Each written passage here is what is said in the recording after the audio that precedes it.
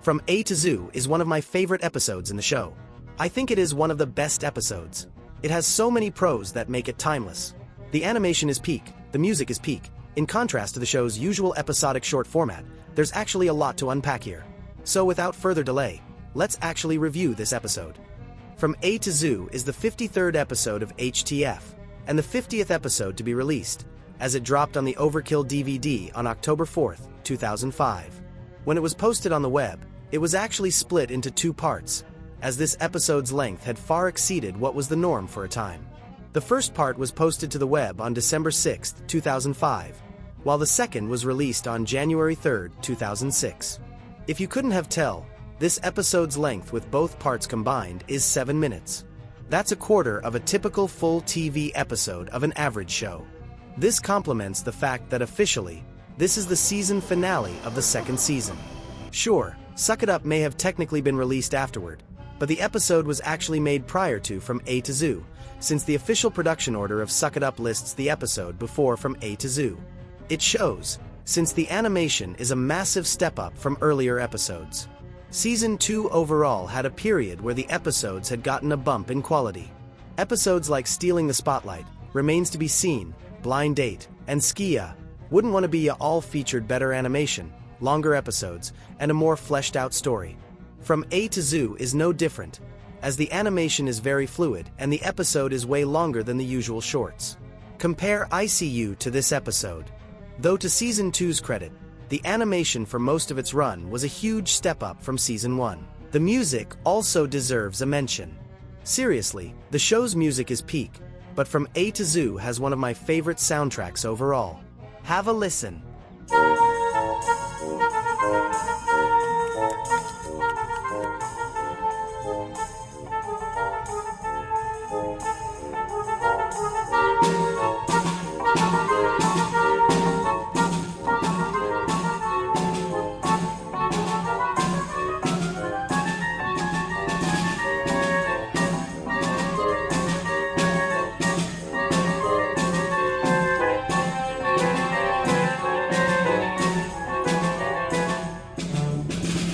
Really good stuff.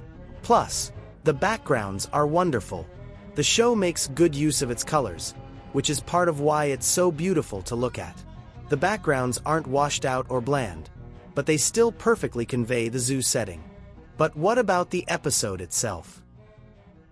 From A to Zoo starts with Lumpy taking a bunch of kids at a zoo. First off, can we appreciate this roster?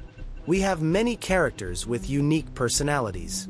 This is a recipe for a good story. We have our iconic duo, Cuddles and Toothy, the main blue trio, and Flaky.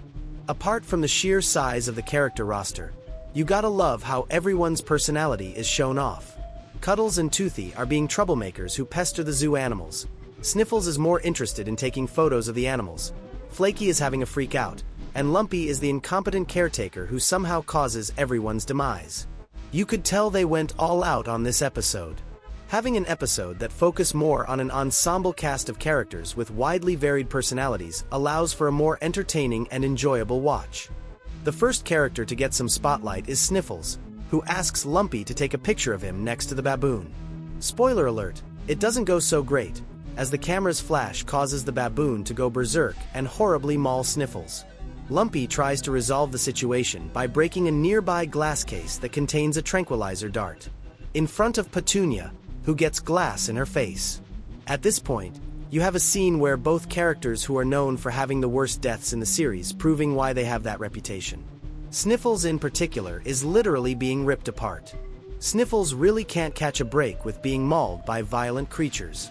Lumpy tries to shoot the dart at the baboon, but he ends up missing and hitting Petunia instead, who falls backwards and into a snake pit. Lumpy tries again, but he ends up inhaling the dart, knocking him out. This is when the first part ends, by the way.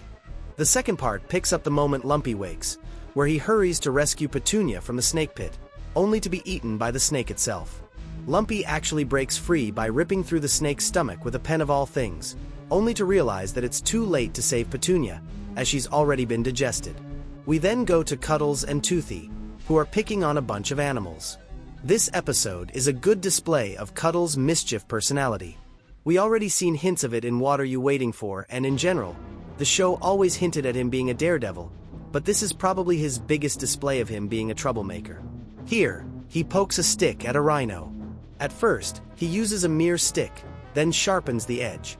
But when neither actually visibly bothers the rhino, he uses a branding iron on it. Lumpy catches up to the duo, in which Cuddles scurries off, whereupon he then messes with helium that's for some balloons. Cuddles low-key carries this episode. Anytime he's on screen is a blast. He probably has the most screen time in this episode besides Lumpy, which tracks since he's the face of the show. In general, people don't appreciate Cuddles enough.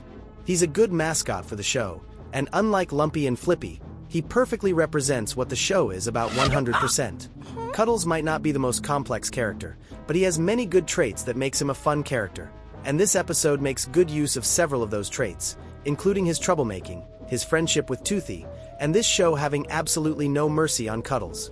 As for Toothy, after Cuddles had run off, he asks Lumpy to lift him up just to see through the hole the duo had been using to mess with the rhino.